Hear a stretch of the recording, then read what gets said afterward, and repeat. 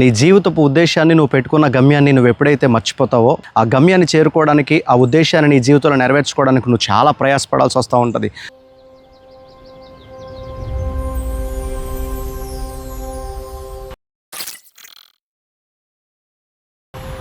ఒక చిన్న కుటుంబాన్ని నీకు పరిచయం చేయాలి. ఆ కుటుంబంలో భార్య భర్త ఇద్దరు కూడా చాలా నమ్మకంగా దేవుని సన్నిధిలో ప్రార్థనాపూర్వకంగా ఎదుగుతుండేవారు. చాలా ప్రార్థనాపూర్వకంగా ఉన్నప్పటికీ ఆ కుటుంబంలో ఒక చిన్న కొరత ఉంది. వాళ్ళకి బిడ్డలు లేరు. ఆ బిడ్డలు లేని కారణాన ఆ తల్లి చాలా ప్రయాసపడుతూ అనేక అవమానాలు ఎదుర్కొంటూ ఇబ్బందికరమైన పరిస్థితులు ఉండేది. దేవుడు ఒక రోజున ఆమెకు ప్రత్యక్షం ఇలా చెప్తున్నాడు, అమ్మా నువ్వు ఇంతకాలం పడిన బాధకి నువ్వు చేసిన ప్రార్థనకి నీకు ఒక చక్కటి బిడ్డను నేను ఇస్తాను. ఆ బిడ్డ కేవలం నీ కుటుంబానికి సంతోషం తీసుకురావడం మాత్రమే కాదు, నీ ప్రాంతం అంతటికి అతడు దీవెనకరంగా ఉంటాడు. ఎప్పుడైతే దేవుడు ఆ మాట చెప్పాడో వెంటనే ఆ తల్లి చాలా సంతోషించి ఇంటికి వెళ్ళి భర్తతో చెప్పింది ఆ మాట. ఇద్దరు కూడా ప్రార్థన చేయడం మొదలుపెట్టారు. తండ్రి నువ్వు బిడ్డనిస్తానన్నావు, మాకు చాలా సంతోషం. ఆ బిడ్డను ఎలా పెంచాలో మాకు జ్ఞానం ఈ ప్రభువా అని చెప్పేసి వాళ్ళిద్దరూ మాట్లాడడం మొదలుపెట్టారు. ఆ ప్రార్థన దేవుడు ఆలకించి వెంటనే వాళ్ళిద్దరికీ కూడా దేవుడు ప్రత్యక్షమై మీకు ఒక బిడ్డను ఇవ్వబోతున్నాను, ఆ బిడ్డ అనేక మందికి దీవెనకరంగా ఉంటాడు, సో చాలా జాగ్రత్తగా ఆ బిడ్డను మీరు పెంచాలి, నా కొరకు పెంచాలి అనే మాట దేవుడు జ్ఞాపకం చేశాడు. వెంటనే వాళ్ళిద్దరు తీర్మానం తీసుకుని దేవుడిచ్చిన బిడ్డను దేవుని కొరకు వాళ్ళు పెంచడం మొదలుపెట్టారు. దేవుడు ఆ అబ్బాయిని తన ఆత్మచేత నింపి అద్భుతంగా బలపరిచి నడిపించడం మొదలుపెట్టాడు. యవన కాలం వచ్చింది. బిడ్డ యవన కాలానికి వచ్చేంతవరకు నమ్మకంగా ప్రార్థనాపూర్వకంగా బిడ్డ ఎదిగాడు. యవన కాలానికి వచ్చిన తర్వాత తన చుట్టుపక్కల ఉన్న ప్రాంతాలకి అతడు ప్రయాణమే వెళ్ళాడు. చుట్టుపక్కల ఉన్న ప్రాంతాలకు వెళ్ళినప్పుడు చుట్టూ ఉండే ప్రాంతాలు ఏమాత్రమూ కూడా దైవికమైనవి కాదు, దేవుణ్ణి నమ్మిన పిల్లలు అక్కడ లేరు. అయితే బయటకు వెళ్ళి వస్తూ ఒక అమ్మాయిని చూశాడంట. చూసి అమ్మాయిని ప్రేమించడం మొదలుపెట్టాడు. ప్రేమించి తన మీద ఆశ పెంచుకుని మమ్మీ డాడీ దగ్గరికి వచ్చి ఇలా చెప్తున్నాడు, నేను ఒక అమ్మాయిని చూశాను, ప్రేమించాను, కాబట్టి నాకు ఇచ్చి పెళ్లి చేయండి అన్నాడు. తల్లిదండ్రులు ఇద్దరు ఏమన్నారు తెలుసా? అరే నాయన, దేవుడు నిన్ను మాకు ఒక బహుమానంగా ఇచ్చాడు, దేవుని కొరకు నిన్ను పెంచమని చెప్పాడు, నిన్ను అనేక మందికి దీవెనకరంగా ఉంచుతానన్నాడు, ఇలాంటి పనులు నువ్వు చేయకూడదు నాయన అని చెప్పేసి అంటే వెంటనే ఆ అబ్బాయి చాలా కోపమించాడు. ఇంట్లో చేసిన గొడవను బట్టి ఇంకా చేసేదేది కూడా లేక ఆ అబ్బాయిని ఆ అమ్మాయికి ఇచ్చి పెళ్లి చేశారు. ఆ అమ్మాయిని పెళ్లి చేసుకున్న తర్వాత జీవితం అంతా కూడా అస్తవ్యస్తం అయిపోయింది. ఎందుకనంటే కొద్ది కాలం బాగానే సాగింది, చిన్నపాటి గొడవ వచ్చింది, ఆ అమ్మాయి తన ఇంటికి వెళ్ళిపోయింది, ఈ అబ్బాయి తన ఇంటికి వచ్చేసాడు. గొడవ కాస్త పెద్దదైంది, ఎప్పటికీ కూడా మరలా వాళ్ళు కలుసుకోరేమో అని అనుకుని ఆ అమ్మాయి వాళ్ళ తండ్రి చేసిన పని ఏంటంటే, అబ్బాయి స్నేహితుడు ఒక ఆయన ఉంటే మధ్యలో రాయబారం చేస్తూ ఉండేవాడు, కాబట్టి నువ్వు మంచోళ్ళ కనపడుతున్నావు అని అబ్బాయి స్నేహితుడికి ఇచ్చి పెళ్లి చేసేసాడు. ఈ విషయం ఈ అబ్బాయికి తెలియకపోగా కొన్ని రోజులకి తన భార్య మీద ప్రేమ కలిగి చూద్దామని వెళ్ళాడు. వెళ్ళేసరికి ఇలా జరిగిందని తెలిసిన తర్వాత అబ్బాయికి చాలా కోపం వచ్చింది. అక్కడే తన స్నేహితుడిని, తన భార్యని, ఆ తండ్రిని, ముగ్గురిని చంపేశాడు. ఆ కుటుంబ వ్యవస్థ పట్ల చాలా చిరాకేసింది, బాధేసింది. ఒక ప్రాంతానికి వెళ్ళిపోయాడు. ఎవరూ లేని చోటుకి వెళ్ళిపోయి కొద్ది కాలం ఒక్కడే నివసించడం మొదలుపెట్టాడు. నివసించిన తర్వాత కొద్ది కాలం తర్వాత ఇంకా మరలా బాధ అనిపించి మరలా వెనక్కి తన ఇంటికి వచ్చేసాడు. తన ఇంటికి వచ్చేసిన తర్వాత కుటుంబీకులు అందరూ కూడా చెప్తూ వచ్చారు, నిన్ను దేవుడిచ్చాడు కానీ నువ్వు ఇలాంటి పని చేస్తావు, అయినప్పటికీ పర్వాలే, పోయిందేమీ లేదు, నువ్వు మన ప్రాంతం అంతటిని కూడా చూడు, మన వాళ్ళందరికీ కూడా జ్ఞానం లేదు కదా, నువ్వు వాళ్ళకు కొంచెం సహాయం చేసి వాళ్ళు కొన్ని న్యాయాధిపతిగా ఉండొచ్చు కదా, లేకపోతే వాళ్ళకి కొన్ని సెటిల్మెంట్ చేయొచ్చు కదా అని చెప్పేసి అన్నారు. ఎప్పుడైతే చిన్న గొడవలు వస్తే ఆ చుట్టుపక్కల ఉన్న వాళ్ళందరికీ కూడా న్యాయం తీర్చడం మొదలుపెట్టాడు. బాగానే సాగింది కొద్ది కాలం, అప్రాక్సిమేట్గా ఒక 10-15 సంవత్సరాలు ఇది బాగానే సాగిపోయిన తర్వాత కొన్ని రోజులు గతించింది, పరిస్థితి అంతా కూడా సెటిల్ అయింది, బాగా డెవలప్ అయ్యాడు, ఒక మంచి స్థాయికి వచ్చాడు. మరలా ఈసారి ఒక తప్పుడు సంబంధాన్ని పెట్టుకోవడం మొదలుపెట్టాడు. రాంగ్ రిలేషన్, వివాహేతర సంబంధాన్ని పెట్టుకుని ఒక ఆమెతోటి సంబంధం పెట్టుకున్నాడు. ఆమె మంచిది కాదు, కానీ ఈయనకి ఆ విషయం తెలియక ఎప్పుడైతే ఆమెతో సంబంధం పెట్టుకున్నాడో ఆమె శాశ్వతం అనుకున్నాడు. ఆమెను ఇష్టపూర్వకంగా ప్రేమించడం మొదలుపెట్టాడు.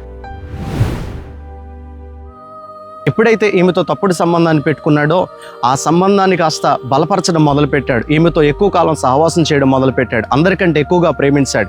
ఇది ఆమెకు చులకనైపోయి మనోడే కదా అని చెప్పేసి ఆలోచించడం మొదలుపెట్టింది. పక్కూరోళ్ళు కాస్త ఈయన మీద కోపాన్ని పెంచుకుని ఎప్పుడు చంపుదామా అని చూస్తూ ఉన్నారు.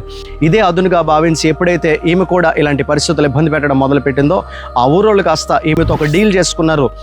ఇలాంటి సంబంధం నువ్వు ఆయనతో కలిగి ఉన్నావు కదా, మాకు అప్పు చెప్తావా అని చెప్పేసి అంటే కొంచెం డబ్బులు ఇస్తానన్నారు.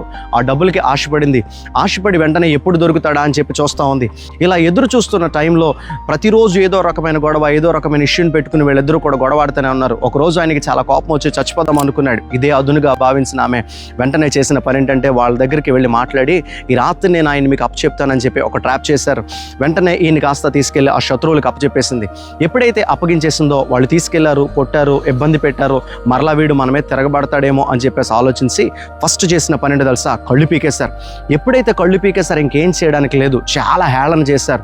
ఆ టైంలో ఇంకా బలమంతా పోయి, నమ్ముకున్న వారందరూ కూడా పోయి, ప్రేమించిన వారందరూ కూడా వ్యతిరేకమైపోయి భయంకరమైన పరిస్థితుల్లోనికి అప్పుడు ఎప్పుడైతే వెళ్ళిపోయాడో, ఆ ఆఖరి క్షణంలో దేవుడు అతని పట్ల కలిగిన ఆలోచన గుర్తొచ్చింది, దేవుడు అతని పట్ల కలిగిన ఉద్దేశం గుర్తొచ్చింది. ఆఖరి క్షణంలో ఇంకొద్దిసేపట్లో చచ్చిపోతాడు అనగా అతడు ప్రార్థన చేయడం మొదలుపెట్టాడు. మునుపు చాలాసార్లు వాళ్ళ తల్లిదండ్రులు, కుటుంబీకులు హెచ్చరించినప్పటికీ వాళ్ళు ఏమాత్రము కూడా ఆయన ఏమాత్రము కూడా ఆ మాట వినలే. ఇక ఆఖరి క్షణంలో ఇలా ప్రార్థన చేస్తున్నాడు. ఏమని తెలుసా? నాయన, నువ్వు నా పట్ల ఒక మంచి ఉద్దేశాన్ని కలిగి ఉన్నావు, కానీ ఎప్పుడు నేను నీ మాట వినలేదు. ఈ ఆఖరి క్షణంలో ఒక్కసారి నన్ను జ్ఞాపకం చేసుకోవా అని చెప్పి ప్రార్థన చేస్తే, ఆ ఆఖరి టైంలో అతడు చేసిన ప్రార్థన దేవుడు ఆలకించి గొప్ప బలాన్ని ఇచ్చాడు. ఆ రోజున ఆ బలంతో శత్రువులందరినీ చంపేశాడు. అయితే బాధాకరమైన పరిస్థితి ఏంటంటే, ఆ భయంకరమైన పోరాటంలో ఈ వ్యక్తి కూడా చచ్చిపోయాడు. సో ఈ జీవితం ఎవరిదో ఈ పాటికి నీకు ఐడియా వచ్చి ఉండాలి. నిజమే కదా? సంసోను పరిస్థితి, సంసోను జీవితాన్ని ఇప్పటి వరకు మనం ఆలోచిస్తూ వచ్చాం. దేవుని ఉద్దేశంలోంచి అతడు ఎప్పుడైతే బయటకు వచ్చేసాడో, దేవుడు ఒక మంచి ప్రణాళిక కలిగి ఉన్నాడు, దేవుడు ఒక మంచి ఉద్దేశాన్ని కలిగి ఉన్నాడు. అతని పట్ల కలిగిన ప్రణాళిక చాలా గొప్పది. కానీ ఎప్పుడైతే దాన్ని మర్చిపోయాడో, లోకానికి ఆకర్షితుడు అవడం మొదలుపెట్టాడు. గుర్తుపెట్టుకో, దేవుడు నీ పట్ల ఒక మంచి ఉద్దేశాన్ని కలిగి ఉన్నాడు. నువ్వు చదువుతున్నా, ఉద్యోగం చేస్తున్నా, వ్యాపారం చేస్తున్నా, ఏ పరిస్థితిలో నువ్వు ఉన్నా ఒక మంచి ప్రణాళిక దేవుడి పట్ల కలిగి ఉన్నాడు. అది ఎప్పుడైతే నువ్వు మర్చిపోతావో, నీ జీవితపు పరిస్థితులను నువ్వు మర్చిపోతావు, ఉద్దేశాన్ని మర్చిపోతావో, లోకానికి నువ్వు ఆకర్షితుడు అయిపోతావు, లోకం ఆకర్షించడం మొదలు పెడుతుంది. అయితే దేవుని ప్రణాళికను దాటి ఎవరినైతే ఇష్టపడ్డాడో కొన్ని రోజులకి ఆమె ఉరిగా మారిపోయింది. దేవుని చిత్తంలోంచి నువ్వు బయటకు వచ్చి దేన్నైతే ఇష్టపడతావు, అది మనుషులు కావచ్చు, డబ్బు కావచ్చు, పేరు ప్రఖ్యాతులు కావచ్చు, అధికారం కావచ్చు, దేవుడు లేనిది ఏదైనా సరే మొదట నీకు బాగానే అనిపిస్తుంది, కానీ తర్వాత అది నిన్ను చాలా ఇబ్బంది పెడుతుంది. అది మనుషులైనప్పటికీ కావచ్చు. దేవుని చిత్తంలో లేని మనుషులను నువ్వు వెంపర్లాడుతూ ఉన్నప్పుడు వాళ్ళ వలన నువ్వు చాలా మనస్తాపితం చెందాల్సిన పరిస్థితి వస్తూ ఉంటుంది. అయితే 15వ అధ్యాయంలో జరిగింది అదే. 14వ అధ్యాయంలో ఒక మంచి ప్రణాళిక దేవుడు కలిగి ఉన్నాడు. న్యాయాధిపతులు 14లో. 15వ అధ్యాయానికి వచ్చేసరికి దేవుడు లేని ప్రేమ అతనికి ఉరిగా మారిపోయింది. ఏ స్నేహితుడిని అయితే నమ్ముకున్నాడో ఆ స్నేహితుడు కూడా మోసగాడిగా మారిపోయాడు. ఒకటి, దేవుని ప్రణాళికలోంచి బయటకు వచ్చేసాడు. నమ్మిన ఆమె మోసం చేసింది, నమ్మిన స్నేహితుడు మోసం చేశాడు. ఆ టైంలో జీవితం మీద విరక్తి వచ్చింది. సంతోషంగా గడపాల్సిన వాడు కాస్త ఒంటరోడైపోయి తిరుగుతూ ఉన్నాడు. అలాంటి టైంలో కూడా దేవుడు 2-3 సార్లు ఆత్మచేత అతన్ని ప్రేరేపించి సింహం నుంచి రక్షించాడు, ఫిలిస్తీన్ల చేతిలోంచి రక్షించాడు. దేవుడు ఎప్పుడు వెనక్కి వస్తాడా అని చెప్పి ఎదురు చూస్తూనే ఉన్నాడు. అయినప్పటికీ కూడా కొన్ని రోజుల తర్వాత మరలా చేసిన తప్పే రెండోసారి చేయడం మొదలుపెట్టాడు. న్యాయాధిపతుల 16వ అధ్యాయంలో దెలీలా దగ్గరికి వెళ్ళి చేరిపోయాడు అంట. తప్పుడు సంబంధాన్ని పెట్టుకున్నాడు. గుర్తుపెట్టుకో బిడ్డ, ఆల్రెడీ ఒకసారి దేవుడు నిన్ను విడిపించాడు, తప్పించాడు. మరలా అదే తప్పులోకి నువ్వు వెళ్తూ ఉంటే మాటి మాటికి దెలీలా తొందర పెట్టిందనే మాట కనపడుతుంది. 14వ అధ్యాయంలో తన భార్య కూడా అదే పని చేసింది, ఇక్కడ అదే పని. మరలా అదే కాన్సిక్వెన్సెస్ గుండా వెళ్తూ ఉన్నప్పుడు అప్పటికైనా గ్రహించి ఇది నాకు కరెక్ట్ కాదనుకుని వెనక్కి వచ్చి ఉండాల్సింది. కానీ ఆ టైంలో కూడా రాలే. పరిస్థితి చేదాటిపోయింది, ప్రాణం మీద విసుగొచ్చేసింది. సాతానుడు నిన్ను ఎంతగా వేధిస్తాడు అని అంటే, నువ్వు దేవుని పట్ల సాగిపోతున్నప్పుడు, దేవుని పట్ల ఒక మంచి ప్రణాళిక కలిగినప్పుడు నిన్ను అందులో తప్పించడానికి వాడు నీకు ప్రాణం విసుగొచ్చేటట్లుగా చేస్తాడు. మనుషుల వల్ల కావచ్చు, లేకపోతే పరిస్థితులను బట్టి కావచ్చు. సంసోను చచ్చిపోవాలనుకున్నాడు. వెంటనే తన బలం ఎక్కడుందో చెప్పేశాడు. దేవుడు తనకిచ్చిన ఆధిక్యతలు, సాక్రెడ్గా ఉంచాల్సిన విషయాలు, పవిత్రంగా ప్రత్యేకంగా ఉంచాల్సిన విషయాలన్నీ కూడా మనుషులకు చెప్పేశాడు. తన బలం పోయింది, తీసుకెళ్ళి ఒక రాతి బాణకు కట్టేశారు, గానుకు కట్టేశారు. అటు తర్వాత కళ్ళు పోయినాయి.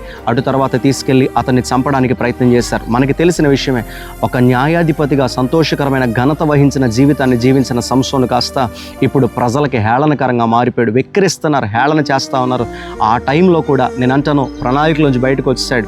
మనుషుల చేత మోసపోయాడు. జీవితం పాడైపోయింది, బలం పోయింది, కళ్ళు పోయినాయి, ఆధిక్యతలన్నీ పోయినాయి. కానీ గుర్తుపెట్టుకో, ఆ టైంలో సంసోను చేసిన ప్రార్థనను కూడా దేవుడు ఆలకించి మరలా బలాన్ని ఇచ్చాడు. ఈ మాట ఎందుకంటానంటే, దేవుని ప్రణాళికలోంచి బయటకు వచ్చేసి జీవితాన్ని పాడు చేసుకుని మనుషుల చేత మోసపోయి ఎందుకు వచ్చిన జీవితం అని రోజు కనుక నువ్వు వెళ్తూ ఉంటే, గుర్తుపెట్టుకో ప్రదేవని బిడ్డ, మనుషులందరూ పక్కన పెట్టిన దేవుడు నిన్ను పక్కన పెట్టేవాడు కాదు. మరలా నిన్ను చేర్చుకునేవాడు, నీకు బలాన్ని ఇచ్చేవాడు. సంసోనుకు ఆ రోజున బలాన్ని ఇచ్చాడు. ఫిలిస్తీన్లందరినీ ఒక్కరోజే హతమార్చగలిగినంత శక్తిని ఇచ్చాడు. జీవ గ్రంథంలో హెబ్రీలకు రాసిన పత్రిక 11వ అధ్యాయం సంసోను పేరును కూడా దేవుడు ఉంచాడు. విశ్వాస వీరుల జాబితాలో సంసోను పేరుంది. ఈరోజు నమ్మకంగా నిజంగా పశ్చాత్తాపడి నువ్వు దేవుని సన్నిధికి వచ్చి, నాకు మరలా బలాన్ని, నాకు మరలా కృపని, నాకు మరలా శక్తిని ప్రభా, నేను మరలా నీ కోసం నిలబడాలనుకుంటున్నాను ప్రభా అని యథార్థంగా చెప్తే, నీ తండ్రి నిన్ను గెంటేసేవాడు కాదు. తప్పిపోయిన కుమారుడు వచ్చినప్పుడు దేవుడు ఎలా చేర్చుకున్నాడో అలా చేర్చుకుని నీకు మరలా బలాన్ని ఇచ్చి, మరలా నువ్వు పోగొట్టుకున్న స్థానాన్ని నీకు ఇచ్చి, మరలా నువ్వు పోగొట్టుకున్న సమస్తాన్ని నీకు ఇచ్చి, నిన్ను అంచెలంచెలుగా హెచ్చించి నిలబెట్టగలిగిన వాడు. అట్టి కృప దేవుడు నీకు అనుగ్రహించునుగాక.